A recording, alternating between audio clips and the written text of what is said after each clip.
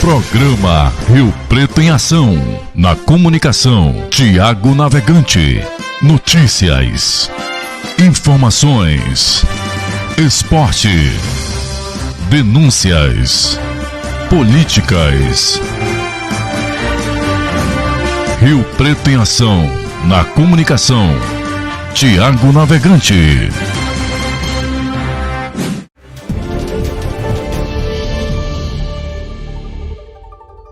Nesta terça-feira, a zona de convergência intertropical continua atuando sobre o norte e as pancadas de chuva mais volumosas vão ficar concentradas entre o Tocantins e o leste do Pará. Inclusive, há alerta para novos transtornos nessas regiões por conta do excesso de umidade. Então, enchentes, deslizamentos de terra e também quedas de árvore por conta da força do vento, que deve ser de 50 a 70 km por hora, também podem ocorrer nessas regiões.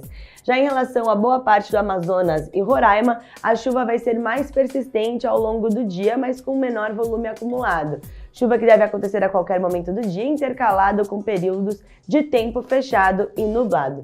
Em relação ao oeste do Pará, Rondônia e também o Acre, as pancadas de chuva vão ser intercaladas com momentos de sol, mas também devem vir acompanhadas de descargas elétricas. Falando nas temperaturas, o dia começa com 24 graus em Palmas, Belém, 23 em Macapá e a temperatura máxima alcança a casa dos 30 graus em Manaus, 31 em Porto Velho e 34 em Boa Vista. Choveu em Manaus mais de 5 horas sem parar. Não demorou muito para os estragos aparecerem. Olha minha filha aí, ó. Alguém ajuda aí, mano. 2 casas foram arrastadas pelo movimento do igarapé. Sai daí! Já nessa, uma criança precisou ser resgatada dentro de uma caixa de isopor. Neste outro bairro, 2 crianças ficaram soterradas nos escombros e foram levadas para o hospital com vida. Esse aqui é o cenário da comunidade da Charpe, zona leste de Manaus. Por aqui, mais de 2.000 pessoas estão desabrigadas após intensas chuvas na capital amazonense. Segundo a Defesa Civil, choveu mais de 12 milímetros, 30% a mais que o esperado para este mês. Aqui no local, muitos moradores retornaram na expectativa de tentar salvar o que restou. Dona Tereza morava em uma dessas casas destruídas durante a forte chuva em Manaus. Ela e os filhos só conseguiram sair com a roupa do corpo. Quando eu acordei, eu só vi, estava sempre faltando acho que uns 2 dedinhos só para alagar. Quando eu fui por rumo da cozinha, lá vem, subindo. A senhora acabou perdendo tudo? Perdendo tudo. Olá, inclusão e renda. Começa hoje o pagamento do novo Bolsa Família para beneficiários com número de identificação social com o final 6. O programa já inicia o pagamento de R$ 600 por família e mais R$ 150 por criança de até 6 anos de idade. Para saber mais, acesse gov.br/MDS. Apoio ao Norte. O governo federal garantiu recursos para restabelecer vias, reconstruir casas e prestar assistência humanitária às famílias que perderam tudo com as enchentes no Norte. No domingo, a ministra do Meio Ambiente, Marina Silva, e o ministro da Integração Nacional, Valdez Góes, sobrevoaram o Acre e o Amazonas, onde a população sofre com as consequências das chuvas fortes. Compromisso com a verdade.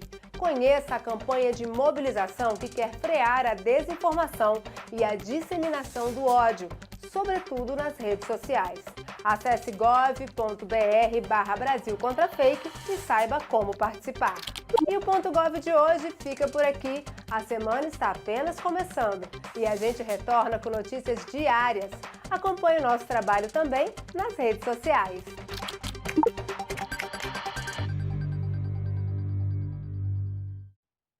Fortes chuvas na região norte deixaram famílias desabrigadas. Uma comitiva do governo federal esteve nos estados do Acre e do Amazonas no fim de semana. Diante da situação, as autoridades pretendem editar um decreto para reconhecer estado de emergência climática em mais de 1.000 municípios, mapeados como vulneráveis aos efeitos das mudanças climáticas. Davi Almeida e Wilson Lima mostraram a Valdez Góes e Marina Silva os bairros de Manaus mais atingidos pelas chuvas neste mês de março. No Jorge Teixeira, onde 8 pessoas morreram soterradas há 2 semanas depois do desmoronamento de um barranco, a comitiva federal e os governos locais anunciaram medidas de enfrentamento ao problema das submoradias e ocupações irregulares. O governador do Amazonas disse que vai se reunir com o Banco Interamericano de Desenvolvimento para acelerar a retirada de famílias da comunidade da Sharp, uma das mais atingidas pelo temporal deste fim de semana. E a nossa expectativa é que na terça-feira a gente já possa tirar 200 famílias dali e até o final desse primeiro semestre tirar todas as famílias que estão nessa área alagada. O prefeito de Manaus explicou que a cidade tem 6 áreas de altíssimo risco e que por isso foi decretado estado de emergência na capital. Aqui se formou uma lixeira viciada. Após 7 horas, o final da chuva, infelizmente, nós tivemos o desbarrancamento e nós estamos buscando trabalhar a conscientização para o descarte adequado do nosso lixo para que nós possamos evitar que problemas como esse possam surgir na nossa cidade. O ministro da Integração e do Desenvolvimento Regional falou que não vai faltar dinheiro para as questões ambientais e de reestruturação das cidades. O governo federal prometeu construir 5.000 moradias em Manaus pelo programa Minha Casa Minha Vida, o que deve ajudar a diminuir o déficit habitacional. O presidente Lula tem recomendado a gente, a posição dele é demonstrada ainda em dezembro, quando aprovou a PEC da transição. O que nós tínhamos previsto para 2023 no orçamento do Ministério para resposta em desastre era R$25 mil. Então ele recompôs, tanto que nós estamos apoiando desde o primeiro dia aí milhares de municípios. O governo federal estima que mais de 1.000 municípios brasileiros vivam com frequência eventos climáticos extremos e já estuda uma lei que permita a decretação de estado de emergência permanente nessas localidades. Nós temos 1.038 municípios onde nós sabemos que é recorrente a possibilidade desses eventos extremos associados à mudança do clima. Então, há uma sugestão que está sendo debatida no governo para que se decrete estado de emergência climático permanente nos municípios comprovadamente vulneráveis. Estragos da chuva no norte e nordeste, a Paula Nobre comentou agora, os ministros da Integração e Desenvolvimento Regional Valdez Góes e do Meio Ambiente Marina Silva visitaram neste domingo as áreas afetadas pelas chuvas em Manaus. Em coletivo, o ministro Valdez confirmou que o governo federal vai construir casas populares na capital amazonense. Acompanhe com Camila Yunis.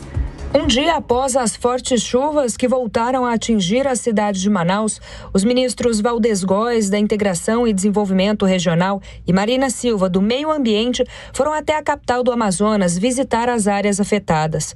Ao lado deles estavam o governador do estado, Wilson Lima, e o prefeito de Manaus, Davi Almeida. As autoridades destacaram a necessidade de um trabalho conjunto entre as esferas municipal, estadual e federal para mitigar os estragos. O ministro Valdez Góes disse que, para além da ajuda humanitária, o governo federal trabalhará na reestruturação dos locais. Ajudar também no restabelecimento, que diz respeito a limpezas, a desobstrução, que são planos específicos, e na reconstrução. Priorizará a parte habitacional. Então, mesmo com o anúncio do presidente Lula sobre o programa Minha Casa Minha Vida, que irá construir alguns milhares de casas aqui no Amazonas, grande parte aqui em Manaus, mesmo assim a Defesa Civil pode entrar numa situação de emergência, construindo já as casas que foram perdidas. Além dos esforços para conter os danos causados, a ministra Marina Silva disse que a pasta tem avaliado planos para prevenção de eventos extremos e que esses planos serão de médio e longo prazo. Há uma sugestão que está sendo debatida no governo para que se decrete estado de emergência climático permanente nos municípios comprovadamente vulneráveis, para que se tenha uma ação continuada. Você tem que ter sistemas de alerta, você tem que ter áreas de fuga, remoção de população, uma série de fatores para uma emergência climática já instalada. Mas você tem aquela que está diagnosticada, que é um município vulnerável. Pode acontecer um evento extremo, seja de seca ou seja de chuva. Então, você tem que ter uma lei que vai dizer que nesses municípios você vai ter estado de emergência permanente. É uma proposta que está sendo debatida entre o Ministério do Meio Ambiente e o Ministério de Ciência e Tecnologia, já com a anuência do ministro Valdez, mas ainda será levada para o centro de governo. O governador do Amazonas, Wilson Lima, afirmou que pretende acelerar o processo de assentamento das famílias. A gente já reassentou 266 famílias. Amanhã eu estou indo a Brasília para ter uma conversa com o BID para que a gente possa acelerar os procedimentos de reassentamento dessas famílias. E a nossa expectativa é que na terça-feira a gente já possa tirar 200 famílias dali até o final desse primeiro semestre, tirar todas as famílias que estão nessa área alagada. Além de Manaus, a capital do Acre, Rio Branco, também sofreu com as fortes chuvas. Marina Silva e Valdez Góes visitaram as áreas afetadas. O ministro da Integração e Desenvolvimento afirmou que o governo federal também destinará recursos para auxiliar na reconstrução do local. Tanto o Manaus quanto o Rio Branco tiveram estado de emergência decretado. Chuvas intensas neste sábado provocaram muitos estragos em Manaus. Casas foram arrastadas e houve vários desabamentos. 2 crianças ficaram soterradas. A cidade mantém alerta para novos temporais. A cena é de destruição. Neste bairro da Zona Leste de Manaus, a forte chuva destruiu várias casas. Houve deslizamento de terra e 2 crianças ficaram soterradas. Elas foram resgatadas por vizinhos e encaminhadas a um hospital.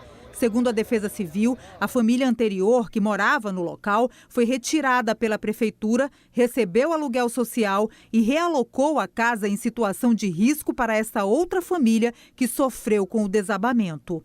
Em diversos bairros da cidade, moradores desolados. As lágrimas de seu nonato são de dor, ao ver a casa destruída e quase todos os móveis e roupas perdidos. A esposa dele, Dona Rosilda, diz que não acreditou quando viu a filha desesperada em meio ao temporal. Gritando, mamãe, a casa desabou, a casa desabou. E eu desesperada, procurando pelo meu neto que estava aqui também. Mas, graças a Deus, eles conseguiram sair. Esta casa foi arrastada pela força da água. Uma criança foi resgatada com a ajuda de uma caixa de isopor. Aqui, parte do muro desabou e a casa ficou totalmente tomada pela lama. O bebê da Rosiane se afogava e foi salvo quando ela e os filhos mais velhos tentavam sair. Eu vi a água, já foi entrando, já foi invadindo.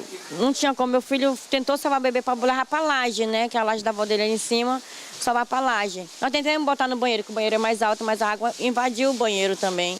Aqui no bairro São José, na zona leste de Manaus, a água chegou a atingir meio metro. Também na casa, aqui moram 3 famílias, são 10 pessoas. Houve manifestações em vários locais na cidade. Moradores fecharam as principais vias da capital, atearam fogo em imóveis que foram perdidos com os alagamentos para chamar a atenção das autoridades. Em Manaus foram registradas mais de 90 ocorrências durante a forte chuva deste sábado. As famílias já estão cadastradas, nós estamos com mais de 132 famílias que nós já retiramos. Estamos colocando em igrejas, estamos colocando em escolas municipal, escola estadual, para que elas não retornem para esses locais, até porque as obras já irão iniciar. Além de Manaus, as chuvas também castigaram outros estados. No Acre, mais de 5.000 famílias estão desalojadas e, assim como em Manaus, foram abrigadas em igrejas e escolas.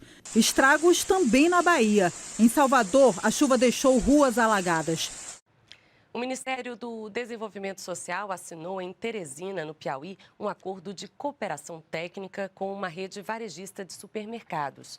A parceria vai permitir que beneficiários do Cadastro Único sejam capacitados e contratados pela empresa. A iniciativa busca formar mão de obra qualificada e inserir no mercado de trabalho pessoas inscritas no CadÚnico, que estão desempregadas. Nós temos 94 milhões de pessoas no Cadastro Único e destes 55 milhões no que a gente chama de extrema pobreza. É tanto que a gente socorre com o Bolsa Família. Quando a gente olha para estes 55 milhões de pessoas da extrema pobreza, a gente encontra pelo menos 27 milhões que têm idade de trabalhar, que têm desejo de trabalhar, que quer colocar um negócio e não encontram uma oportunidade. Nossa maior contribuição é, de fato, a geração de emprego. Nós somos hoje o maior empregador privado do Brasil, temos 150 mil funcionários Brasil afora e a gente tem uma rotatividade, uma criação de vagas muito intensa por conta do setor do varejo. Durante a vigência do acordo, inicialmente de 12 meses, ao menos 10% das vagas de emprego ofertadas pela rede de supermercados, que possui 500 lojas em todo o Brasil, serão destinadas aos beneficiários de programas sociais, com idade a partir de 18 anos. A meta com o acordo é que até o final deste ano, pelo menos 6 mil pessoas que estão inscritas no Cadastro Único do Governo Federal sejam inseridas no mercado de trabalho. Desempregada há 2 anos, Márcia foi a primeira contratada através do acordo de cooperação. Mãe solo de 3 filhos, a nova operadora de caixa exibiu com orgulho sua carteira de trabalho, que pela primeira vez foi assinada. Mais de 2 anos desempregada e os serviços que eu arrumava eram bicos e não era permanente. Fazia o bico, ia embora, pronto. Aí mais um mês desempregada, sem fazer nada e agora deu certo. Kleber Farias Calheiros e Luziete da Silva Palheta foram presos suspeitos de envolvimento na morte da adolescente Lohana Vicente da Silva, que tinha 13 anos. Kleber alegou que tinha um relacionamento com a vítima e que o crime partiu de uma retaliação de uma suposta casinha armada contra ele. A adolescente foi assassinada com vários disparos de arma de fogo ao lado de uma quadra poliesportiva na Alameda Alphaville Leste, no bairro Mutirão, zona norte de Manaus, em 2021. De acordo com o delegado Daniel Antoni, da Delegacia Especializada em Homicídios e Sequestros, Kleber confessou o crime e foi o autor dos tiros que atingiram a vítima. A versão iniciada, trabalhada na investigação, foi que haveria um conluio aí entre o casal para eliminar o obstáculo no relacionamento, que seria a adolescente. Tá? Com a investigação, o curso da investigação, nós encontramos aí uma outra versão, talvez uma versão mais plausível, tá? De que não tenha havido aí a participação da companheira, tá? Não se confirmou aquela formação lá do trisal que haveria entre eles, né? E que quem teria realmente efetuado o disparo foi o Kleber. O Kleber efetuou o disparo e ele alega no interrogatório dele de que esse disparo teria sido feito em retaliação a uma suposta casinha que teria sido feita por ele, feita contra ele, na verdade, né? Ele teria sido atentado contra a vida dele e no curso aí desse atentado, ele acabou executando a adolescente. Tá? Óbvio que isso não justifica, a execução foi algo abominável, tanto que nós seguimos com a investigação e conseguimos aí lograr êxito aí na captura deles. Ainda segundo o delegado, Kleber trabalhava com a confecção de salgados juntos com Luziete e era comum ele ir buscar a vítima no fim do dia para passear. A companheira de Kleber alegou que só ficou sabendo do crime momentos depois. Ele trabalhava na confecção dos salgados lá com a ex-companheira dele. E no fim da tarde ele ia até onde a menor estava de moto e a pegava para passear. A Luziete nega a participação no crime, tá? Ela nega qualquer participação no crime, reconhece que havia a situação aí do caso extraconjugal e que teria sido pivô do término do relacionamento do casal, mas ela nega a participação no homicídio e relata que apenas tomou conhecimento tempos após. A mãe de Lohana, dona Raimunda Nonato Vicente de Aguiar, estava bastante abalada e contou que a filha tinha sido chamada por um amigo para trabalhar junto com Kleber e Luziete na confecção de salgados. A Lohana ela era uma boa menina. A Lohana sempre eu trabalhei e ela cuidou da irmã dela para mim. Depois que a Lohana se envolveu com esse rapaz, a Lohana mudou, a Lohana fugia de casa, a Lohana me trancava e ia pra rua. Eu ficava, ia trabalhar amanhecida, ligando pra ela, Lohana, onde tu tá? Eu já vou, onde tu tá? Já vou. Chegar, a Lohana tava com o Kleber, mãe. Eu fazendo o quê, Lohana? Já não te falei que eu não quero com esse homem. Aí eu ligava pra ela, Lu, olha, tá acontecendo isso e isso. É não, tia, é o pessoal que gosta de inventar. É o pessoal que gosta de inventar. Ela sempre falava e eu dizia sempre para ela, Lu, estão me falando que tu tá mexendo com a minha filha. Eu jamais vou fazer isso com a sua filha, tia. Eu tenho uma filha com a idade da sua filha. E eu acreditei nela. Tanto é que chegava comigo e falava para mim denunciar ela, que ela estava ameaçando minha filha. Só que eu acreditei na minha filha. Porque minha filha dizia, mãe, tu vai muito na conversa dos outros. Todo dia era briga em casa por causa desse homem que eu não aceitava ele. E ela dizia assim que ia fugir de casa por causa dele. E eu comecei a dizer, tá bom, filha, tá bom. Chegou a afirmar para a senhora que tinha relacionamento com ele? Falou e que se eu não deixasse ela ficar com ele, ela ia fugir de casa. E aí eu fui conversando, fui orando e a minha filha se afastou dele. Eu perguntei o que tinha acontecido, ela disse que ela não estava mais com ele, estava em casa, normal em casa. Em relação à autoria do crime, a polícia considera o caso elucidado. A investigação segue em relação à extensão da participação dos suspeitos. O IBGE está fazendo um mutirão para completar o censo demográfico nas favelas brasileiras. Um dos locais que está passando pelo recenseamento é a comunidade de Heliópolis, na cidade de São Paulo. Edna mora em Heliópolis, maior favela da capital paulista. Ela respondeu ao censo do IBGE em novembro do ano passado. Perguntou quantas pessoas moravam, a idade de todos. Falei. Foi simples, rápido, como foi? Foi simples. O IBGE, em parceria com a Central Única das Favelas e o Data Favela, está voltando para as comunidades de todo o país no mutirão Favela no Mapa. O IBGE já acabou o censo, já terminou o censo, fizemos toda a cobertura, mas o Comitê de Fechamento do Censo detectou que é fundamental que voltasse às favelas para que a gente pudesse ter informações específicas para a favela. Os nossos líderes e as nossas líderes estarão fazendo essa mediação para que ele possa desenvolver um trabalho mais qualificado, que atenda mais pessoas e possa trazer números mais reais. Assim que esses dados da favela que o IBGE estão coletando ficarem disponíveis, o Data Favela também vai ajudar o IBGE na análise e na definição desses dados. 8% dos moradores das 11.403 favelas e comunidades que existem em todo o país ainda não responderam ao censo 2022. Nas favelas de São Paulo, esse percentual sobe para 16%. Aqui em Heliópolis, a maior favela da capital paulista, é preciso fazer 4.200 entrevistas.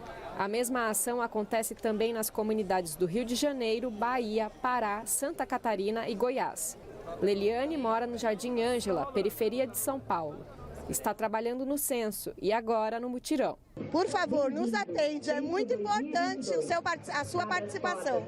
A ministra do Planejamento e Orçamento, Simone Tebet, esteve presente para dar início ao projeto. Esse dado que o IBGE colhe de quem somos, quantos somos, como vivemos, que faz com que nós possamos colocar o pouco dinheiro público que nós temos no lugar certo. Rogério Lindoso dos Passos foi indiciado pelo crime de estupro de vulnerável contra uma criança de 4 anos. O crime ocorreu no dia 2 de março deste ano, momento em que a vítima estava no provador de uma loja situada em um shopping center na zona norte de Manaus. De acordo com a delegada Joyce Coelho, titular da Delegacia Especializada em Proteção à Criança e ao Adolescente, a polícia teve acesso na íntegra a todas as imagens das câmeras de segurança e constatou que Rogério praticou um ato libidinoso contra a criança ao levantar a blusa e torcar nos seios da menor. Na realidade, ele era a única pessoa, além da mãe e da criança, a ter estado nesse período de tempo dentro do provador. Então, não havia nenhuma dúvida com relação à identificação dele para a polícia.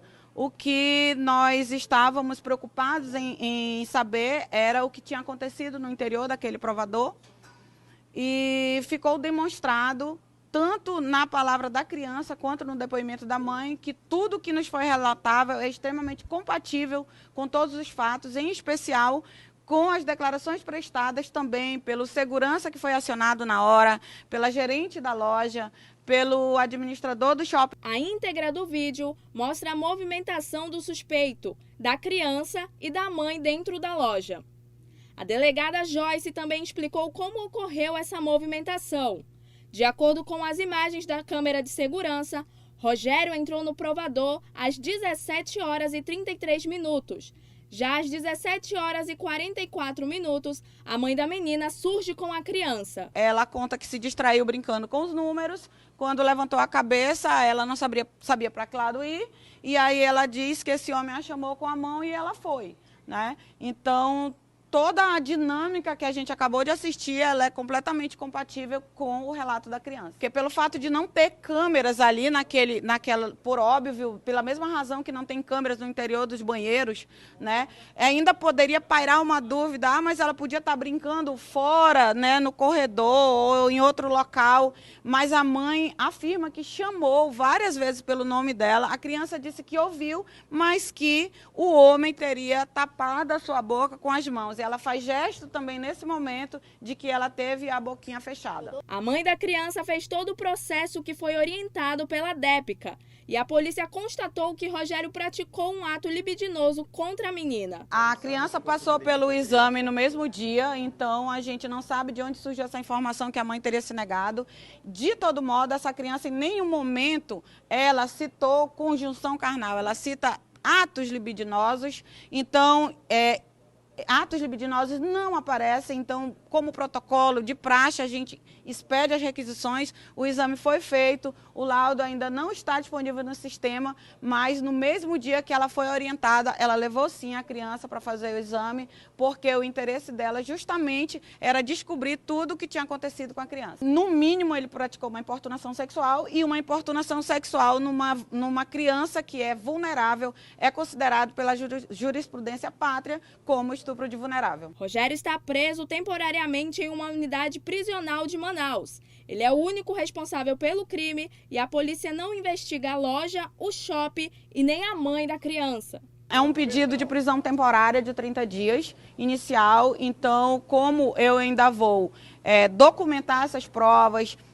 relatar esse inquérito policial e ouvir, eu pretendo ouvir mais uma ou duas pessoas, ao fim relatar, e aí a gente vai decidir se pede a prorrogação dessa prisão, se ainda é necessária, ou se a gente pede ou mesmo a conversão em preventivo. Moradores do bairro Eldorado, zona centro-sul de Manaus, realizaram um protesto na manhã desta segunda-feira e impediram a instalação dos novos medidores aéreos. Os manifestantes bloquearam a rua principal do bairro, que dá acesso aos postes de energia. De acordo com os moradores, 5 medidores já foram instalados na área.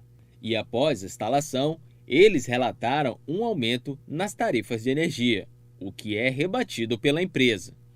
Igor Maia, morador do bairro há 20 anos, protesta contra a falta de diálogo da concessionária com os moradores da região. Isso que é o problema. Não tem diálogo, a Amazonas Energia não dialoga com a população. Eles querem fazer goela abaixo o que eles querem. E você tem que aceitar, entendeu? Depois busca os teus direitos. Não, nós estamos buscando nosso direito antes de acontecer. Nós não vamos permitir esses contadores novos. E eu quero deixar um adendo aqui, que esses rapazes que estão trabalhando aqui não têm culpa de nada. Eles estão fazendo o serviço deles, cumprindo as ordens deles. É a empresa que tem que ser notificada, porque não é possível. Tem votação hoje na Câmara dos Deputados para impedir isso. E a empresa correndo para botar contador, para cobrar mais da população. A Amazonas Energia briga na Justiça para instalar os sistemas de medição centralizada, SMC. Os novos modelos começaram a ser instalados no bairro Parque 10, zona centro-sul de Manaus, no dia 26 de novembro de 2021. Em janeiro de 2022, a concessionária expandiu a implantação para a zona norte de Manaus, quando começaram os protestos da população, que vem ganhando força em todas as zonas. O projeto de lei número 375 de 2022, que tenta proibir a instalação de medidores aéreos de energia em Manaus, entrou em votação final nesta segunda-feira na Câmara Municipal de Manaus. Até lá, os moradores devem continuar com os protestos para a não instalação dos medidores aéreos. Liberdade é arte que cria e cola. Vim me divertir, né? Porque eu amo o Boi Garantido. Então, para mim é uma alegria esse é o primeiro ensaio dele. Tava esperando muito. E hoje eu passei o dia na expectativa e já estou na expectativa pro festival. Esperamos que o Caprichoso seja bicampeão, né? 2023, que ele venha mais lindo do que o ano passado. A noite foi de festa, com o 2 pra lá, 2 pra cá. Mais um ano no ritmo dos bumbais. Com muito orgulho, nós somos campeões do maior festival de todos os tempos. E esse ano a gente vai fazer um espetáculo ainda maior. Exatamente porque nós tivemos tempo de planejar tudo isso. E toda essa preparação do ensaio dos bumbais, da parte do Garantido, é eu que faço. E me orgulha muito dizer que eu faço com muito carinho, porque nós vamos ser campeão desse festival. Porque o Garantido é povão, o Garantido é emoção e o Garantido é amor. O primeiro ensaio dos Bois Garantido e Caprichoso reuniu os itens oficiais. É um start pra gente, né? Sentir a energia da galera e ver a projeção do trabalho que a gente desenvolve em qualquer lugar que a gente vai representar a nossa cultura. Nossa expectativa é a melhor possível. A gente já vem de um campeonato e a gente foi campeão e agora esperamos ser bicampeões e eu tenho certeza que vai dar tudo certo. De um lado, o vermelho e branco com o curral do Garantido, que tem o tema garantido por toda a vida. Olha, a toada, o Garantido tem o privilégio de ter muitas toadas bonitas, né? E do outro, o azul e branco do Caprichoso, com o brado do povo guerreiro. São das melhores, né? Nosso Boi Caprichoso vem com um projeto grandioso novamente, como do ano passado. E vem para o bicampeonato, vem para conquistar o bicampeonato realmente. O Sambódromo de Manaus foi palco para os apaixonados pelos bumbais. É o folclore brasileiro representado ali no palco, com a rivalidade entre os bois. A festa reúne pessoas do mundo inteiro. É mundo para o mundo todo, é a cara do Amazonas e representa quem a gente é principalmente. Os bois receberam investimentos e apoio da Secretaria de Cultura do Estado para a geração de emprego e renda no Amazonas. Quem para no posto de combustíveis não imagina o porquê do forro estar destruído. Na madrugada dessa segunda-feira, criminosos invadiram o local e tentaram explodir o cofre. As imagens das câmeras de segurança registraram o momento que um dos assaltantes encapuzado quebra a parte de cima do cofre com uma barra de ferro. Logo em seguida, ele coloca uma bomba de dinamite, acende e sai correndo. A explosão acontece. Outros 2 homens surgem para pegar o dinheiro, mas eles não conseguem. Não conseguiram destruir o caixa eletrônico, somente a estrutura do posto. Os criminosos não conseguiram levar a quantia em dinheiro que estava aqui no cofre, que foi destruído por uma bomba de dinamites. Mas o forro do local foi completamente destruído pelos assaltantes. Eles conseguiram levar os pertences dos trabalhadores que estavam aqui no local, uma quantia em dinheiro do estabelecimento e também maços de cigarros. De acordo com a polícia, pelo menos 5 criminosos participaram do assalto, que iniciou por volta de 2h50 da madrugada. Eles chegaram ao local em motocicletas. A polícia vai investigar para conseguir identificar os assaltantes. Força e resistência. O treino destes atletas é diário. O foco está no maior campeonato de levantamento de peso da América Latina. Na competição Powerlifting, cada um deles é julgado pela quantidade de peso em 3 tipos de levantamento. E dentro do Powerlift, lá em São Paulo, nós vamos participar de 2 modalidades, que é o Power Bíceps livre, né, que é o máximo de repetição, você fazendo uma repetição só, o máximo de carga, e o bíceps de repetições, que você vai fazer o máximo de repetições com o peso da categoria de vocês dividido em 3. Gigi conquistou 3 medalhas no ano passado e segue confiante, acumula vitórias. Nós vamos disputar o Power Bíceps no Arnold Classic em São Paulo. Na minha academia Monteiro, nós vamos integrantes os homens e vão 3 meninas contando comigo. Mulheres seguras na competição. Comecei agora no esporte, estou evoluindo, né, cada dia com cada treinamento. E esse ano eu vou estrear no Arnold, né, no Power Bíceps Livre. E a expectativa é muito grande, né, de trazer a medalha para o Amazonas e representar o nosso estado. O Amazonas é destaque no cenário esportivo. A preparação ocorre nesta academia. São mais de 300 troféus. Os atletas se preparam para participar do campeonato. Eles vão até São Paulo entre os dias 14 e 16 de abril. A equipe Monteiro de Powerlifting foi convocada mais uma vez. Tem atletas da região metropolitana de Manaus. A gente mora no Iranduba, no município de Iranduba, né? A gente faz parte da equipe Monteiro. O Ailton agregou agora também na equipe, né? Já vem ganhando alguns títulos amazonenses, né? Mundiais e Copa do Mundo. Então esse ano vai ser o primeiro ano dele. No meu a gente vai para o segundo ano, que no caso é o bicampeonato, né? Olá, boa noite. Passada a chuva, ficaram os destroços e o medo de quem vive nas áreas de risco. Ficou muito difícil dormir. A gente tem esse sentimento de qualquer hora a casa cair. Ministros vieram ver de perto a situação em Manaus e tratar sobre medidas que podem ser tomadas. Palhaço Creme de Leite é assassinado brutalmente na capital. Motorista perde o controle de carreta e bloqueia trânsito no Distrito Industrial de Manaus. E começou a aplicação da vacina contra a influenza, o vírus da gripe. É uma segurança para nós como pai, né, que vê que ele já está protegido, imune. E ainda tem muito mais. Seja bem-vindo ao seu Jornal do Amazonas, segunda edição, que já está no ar, com espaço aberto também para você se manifestar sobre os assuntos do dia. Comenta com a gente, 991 36 7874. O seu Jan 2 já começou.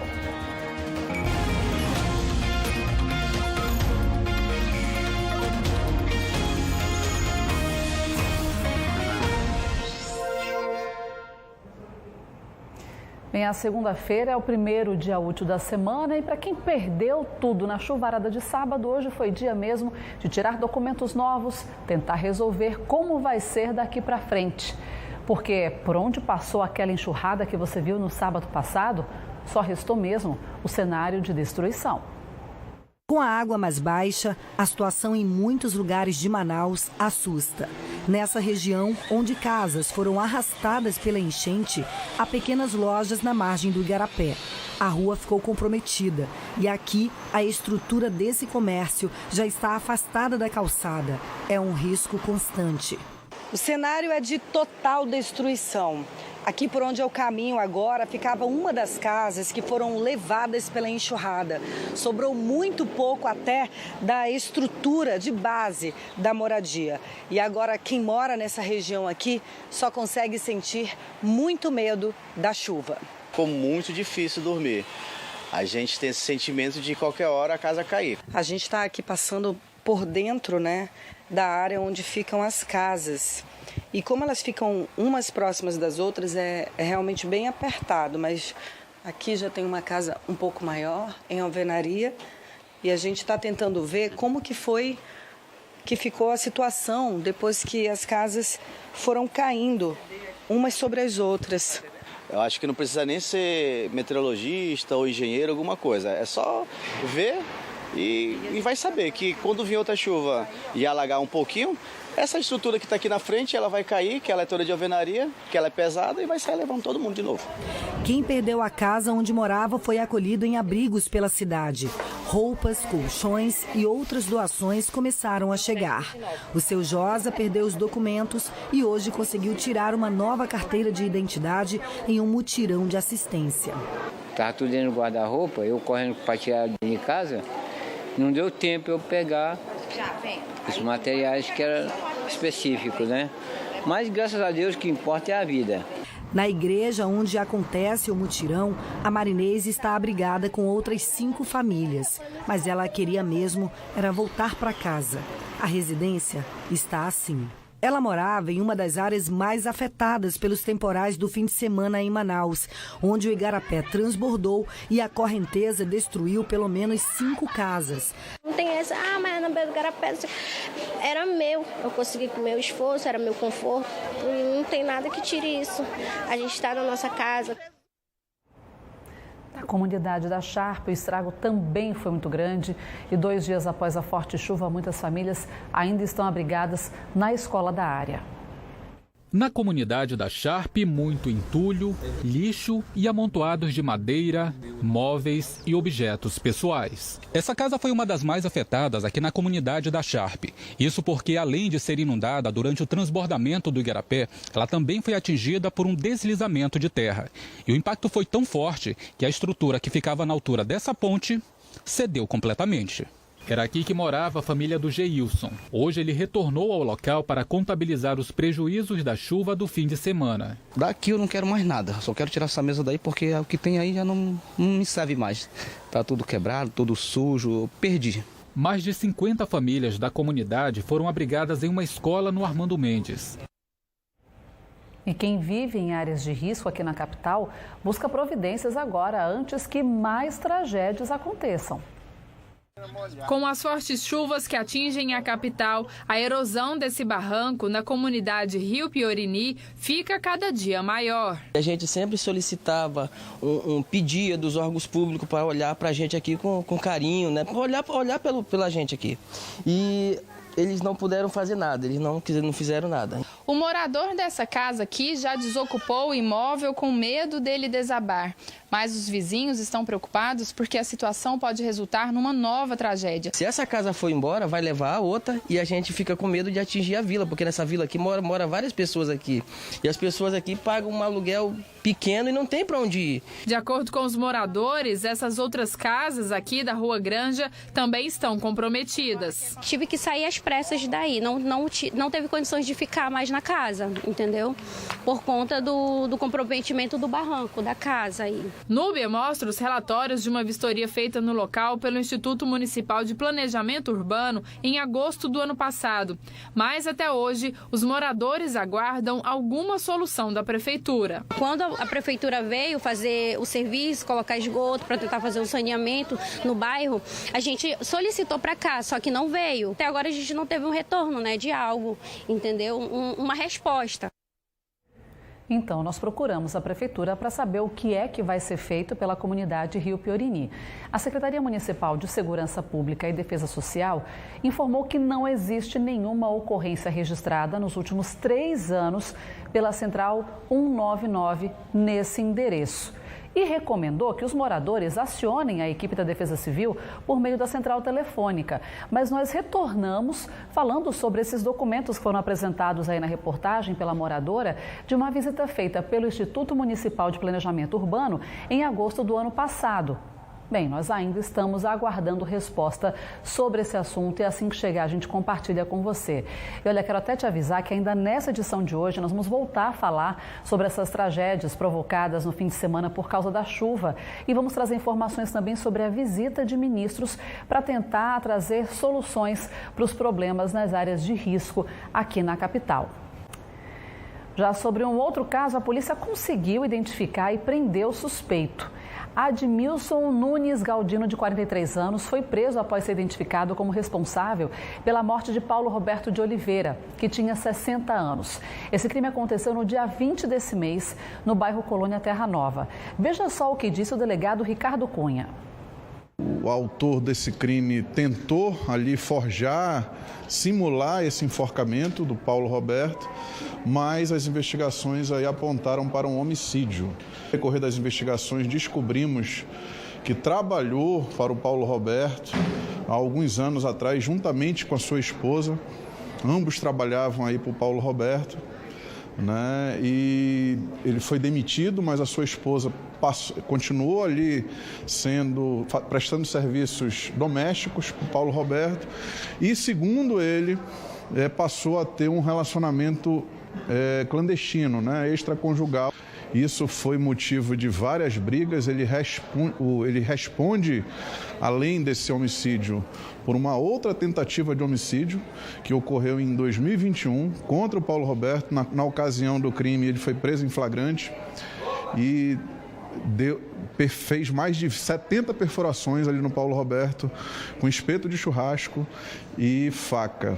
Mas a justiça entendeu que ele podia responder em liberdade e novamente ele veio atacar aí esse ano.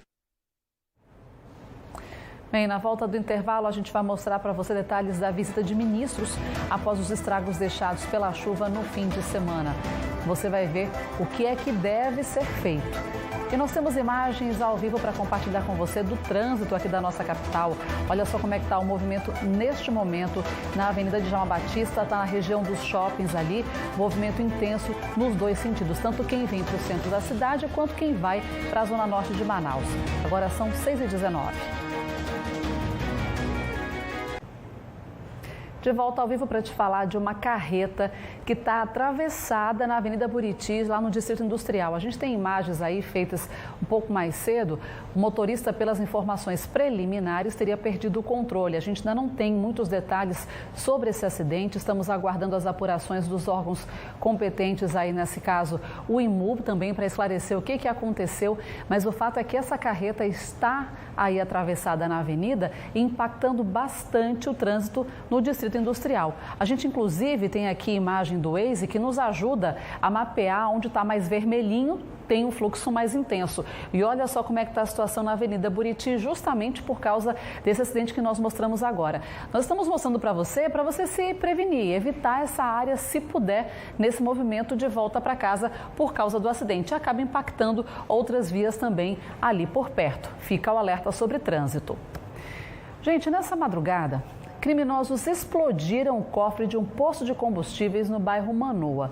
As imagens das câmeras de segurança registraram um dos criminosos quebrando a tela de acesso ao cofre.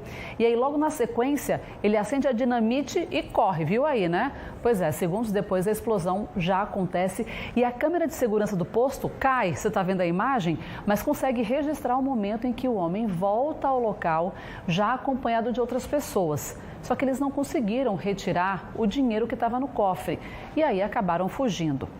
Essa explosão não atingiu as bombas de combustíveis, ainda bem, né? Senão o estrago poderia ter sido muito pior. Mas uma das partes do teto acabou cedendo. O cofre foi isolado, então, pela perícia e, segundo as informações que nós recebemos do gerente do posto, os 5 homens armados chegaram a levar alguns pertences dos frentistas e uma quantia em dinheiro que estava com eles. Ninguém teria ficado ferido. Após a perícia, esse caso foi registrado no 18º Distrito Integrado de Polícia. E você de casa deve se lembrar daquele caso de uma empresa que foi denunciada por dezenas de servidores públicos por aplicar golpes usando empréstimos com garantia de retorno rentável. Lembra disso? A gente noticiou aqui no Jan 2 também. Pois bem, a Justiça do Amazonas aceitou a denúncia do Ministério Público Federal. E 3 empresários devem responder por lavagem de dinheiro em esquema fraudulento de investimentos. Se você acessar agora o G1 Amazonas, consegue rever todo o histórico desse caso, desse crime que chamou a atenção pelos valores resultantes aí do golpe que eles aplicavam, né? Primeiro eu, depois as dívidas. Lembram dessa frase? Pois é, tem detalhes aí que você pode conferir todos no G1 Amazonas. Agora, voltando a falar sobre os reflexos da chuva de sábado, os ministros de Integração e Desenvolvimento Regional e Meio Ambiente estiveram aqui em Manaus e anunciaram recursos para a construção de moradias. Um decreto presidencial também deve permitir a decretação de estado de emergência permanente para municípios que repetidamente enfrentam problemas com desastres naturais. Apesar disso, parlamentares de Manaus criticaram a visita. Um dia após a visita dos ministros Valdez Góes, do Desenvolvimento Regional, e Marina Silva, do Meio Ambiente, o assunto repercutiu na Câmara Municipal de Manaus. Alguns parlamentares criticaram uma possível ineficiência da vinda dos ministros. Outros elogiaram a intervenção federal para ajudar a quem precisa. Efetivamente, o que se foi decidido dessa visita? Quais são as medidas que irão tomar? Falar mal é muito fácil. Agora, estar à frente de uma cidade com tantos problemas como a cidade de Manaus, tem que ser muito responsável e lutador para tentar resolver os problemas. A visita dos ministros aconteceu após diversos prejuízos a famílias desalojadas por causa da chuva de sábado. A primeira parada dos ministros foi na comunidade da Sharp, na zona leste da capital. Conheceram um projeto do governo do estado que dará solução de moradia para 2.580 famílias. Em seguida, foram à comunidade Pingo d'Água, no bairro Jorge Teixeira, onde recentemente houve desabamento. Concederam entrevista na beira de um barranco, onde explicaram a liberação de recursos para a Prefeitura construir moradias para quem perdeu tudo.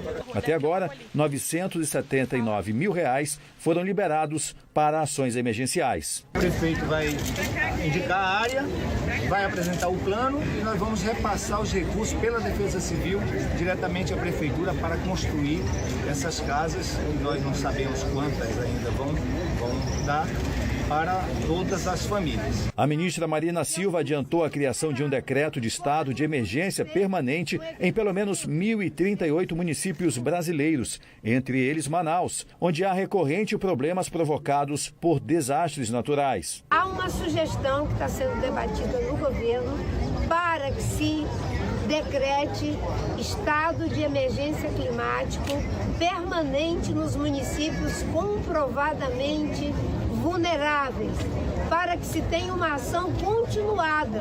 Marina Silva não escapou de questionamentos sobre a BR-319 e foi confrontada por moradores que pedem agilidade nas ações. Só falar e a gente quer solução aqui, né?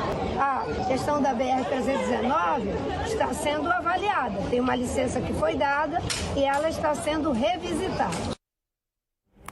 Bem, é importante trazer o alerta porque vem mais chuva por aí, pelo menos é o que mostra para a gente a informação da previsão do tempo do Sistema de Proteção da Amazônia. A gente tem um mapa aqui que deixa claro essa parte aqui no azul mais claro, que pega ainda Manaus e alguma parte da região metropolitana. O que a gente vai ter, segundo a previsão para amanhã nessa região, é nebulosidade que aumenta ao longo do dia e aí no período da tarde deve ter chuva em forma de pancadas. Então já fica esse alerta para quem mora nas áreas de risco. Em todo o restante aqui do estado do Amazonas, vindo de norte a sul do estado, deve variar entre nublado, ou seja, mais fechado, e parcialmente nublado. E aí quer dizer o quê? Vai abrindo um pouquinho mais ao longo do dia. Aí você diz, Luana, então não vem chuva? Vem pancada de chuva, sim, de acordo com a previsão do CIPAM, também alerta para outras áreas aqui do Amazonas. Vamos às temperaturas? Nós temos a previsão de máxima para Santo Antônio do Içá de 29 graus, para Guajará de 28, Tapauá com máxima prevista de 30, assim como aqui em Manaus. Codajás e Novo Aripuanã com previsão de máxima de 29 graus. Gente, mudando completamente de assunto, a Câmara Municipal aqui de Manaus aprovou, numa segunda e última discussão, o projeto de lei que proíbe a instalação de medidores aéreos pela Amazonas Energia. Agora, esse projeto precisa ser sancionado pelo prefeito de Manaus. E aí a gente lembra que, segundo os juristas, ainda segue uma discussão sobre a competência para tratar esse caso, uma vez que se trataria de um projeto que deveria ser discutido em instância federal. A gente vai seguir acompanhando as próximas etapas dessa discussão tão polêmica. Inclusive, quero deixar o espaço aberto para você de casa se manifestar também. 991-36-7874, manda sua mensagem, comenta os assuntos que a gente está trazendo aqui ao longo dessa edição do Jornal do Amazonas. Daqui a pouco eu venho aqui para a tela para ler o que você tem a dizer a respeito. Por enquanto, o intervalo que está chegando e na volta tem a preocupação com a dengue e com a gripe nesse período chuvoso. Vamos ver como é que está o trânsito lá na Zona Norte. Trânsito na Max Teixeira, fluindo sem maiores problemas para os motoristas, agora às 6h28. Hoje nós já falamos aqui no Jan 2 sobre a preocupação com os estragos deixados pela chuva, né? Só que além dos prejuízos materiais, tem doenças típicas desse período chuvoso que também preocupam e muito. A dengue é uma delas. Os registros, inclusive, voltaram a aumentar. Só para você ter uma ideia, nos 3 primeiros meses desse ano, foram mais de 5 mil casos.